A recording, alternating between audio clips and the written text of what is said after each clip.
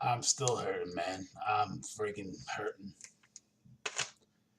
You know, very disappointed in the second half of game two, and pretty much the whole game three. And all I asked for was 4 quarters of fighting, and you know what? They gave it to us. So I'm not disappointed in the effort. The effort was amazing. I'm just, I'm tasting that victory. I'm like, we're gonna get this done. To me, the turning point of the game, Joe Harris, wide open off a timeout, um, 3-pointer. I mean, it's a layup for him, and it just doesn't happen. I mean, he misses. It would have put him up 9 with a little over 5 to go. And to me, it's still. I'm sure Philly would have made it close, but I just think that would have been the dagger. And he was just awful. Joe was terrible. And I love Joe. And here's the difference between this team and those old Brooklyn Net playoffs. I didn't like those old Brooklyn Net playoff teams specifically because their leader was a jerk off. So I'm not angry with this team. Devastatingly disappointed because I like watching them.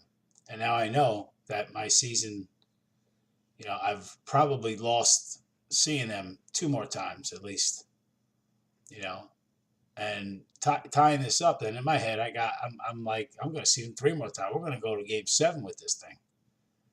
Now, could they win in Philly? Of course they can. Will they? I heavily doubt that they'll win in Philly. I mean, these types of losses in a series, very few teams overcome a devastating home loss facing elimination going in the other building. I mean, I welcome anyone to cite.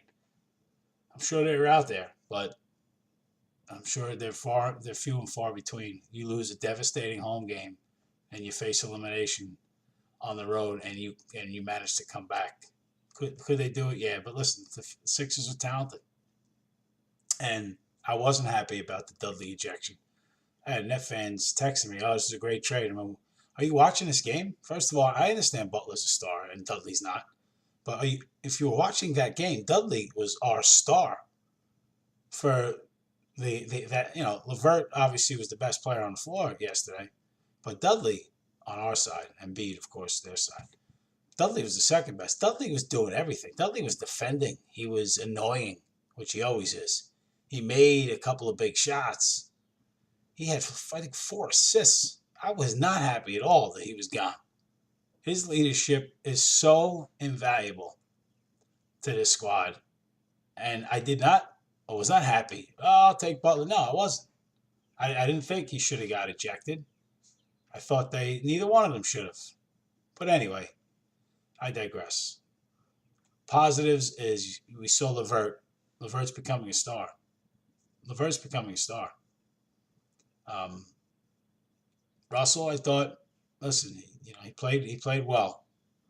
Couple of big turnovers, couple of mistakes, but nothing where you're angry at him and you're pissed at him. You're DeMauri Carroll and Joe Harris did not do anything positive, and the Nets need 5, 6 guys to play well to beat most teams, and certainly a team like the Sixers.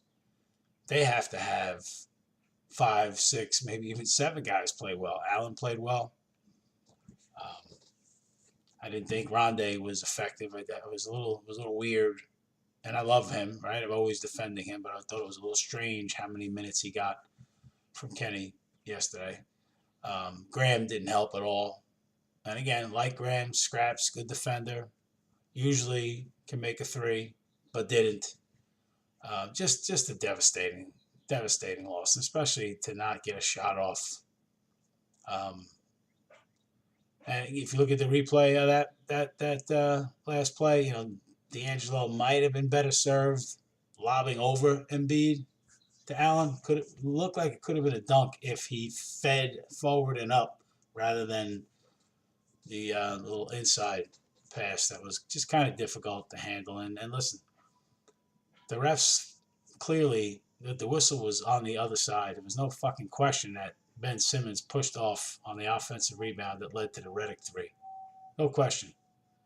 Um, the bullshit call they made on Harris, Redick duplicated like 2 minutes later, and there was no call. I don't have a big problem with not calling a foul on the Jared Allen thing. I know Kenny Atkinson talked in the post game, he's protecting his players, but I didn't really think that warranted a foul on Allen. I just thought he bobbled it, and you're not going to get that call. You're Jared Allen, you're 20 years old, and you're not getting that call.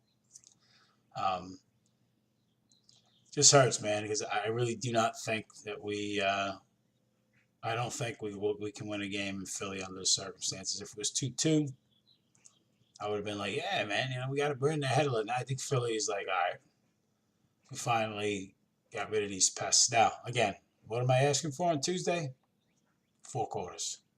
Don't give me a 51-point third quarter. Don't make me turn the channel and have to watch, a TV show with the picture-in-picture with the Nets in the corner on Tuesday night. Give me 4 quarters of basketball, and listen. Either way, if you suck Tuesday, I'm not taking away from the amazing season that we've been given. But I don't want to talk like that right now. I want to talk like, hey, you're still alive.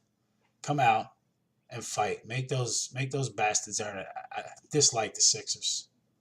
Dislike this Embiid, and I don't think he's a bad guy. I think he's just kind of. There's some of these young kids that got the yips when they talk. I think he's got, with the laughing. I don't think he's trying to be disrespectful. I just think he's a goofball. But nevertheless, Dudley was 100% accurate in his post game. I love what he said. The guy throwing elbows, laughing at it in the media the next day. That ain't happening. So come out on Tuesday, and listen, Joe. If you're not going to make threes, and Kenny Atkinson at the end of the game said he thought Joe had a great game. I mean, I love it. If that's not fluff, I don't know what is. Now he did make the big bucket that D'Angelo made the great pass. He did do other stuff. And that's what's great about Joe. He's not just a 3-point shooter.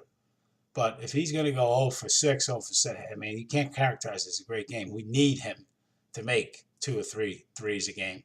And Carroll as well has to do that. Love the fact that he started LeVert. Love the fact that they got increased minutes.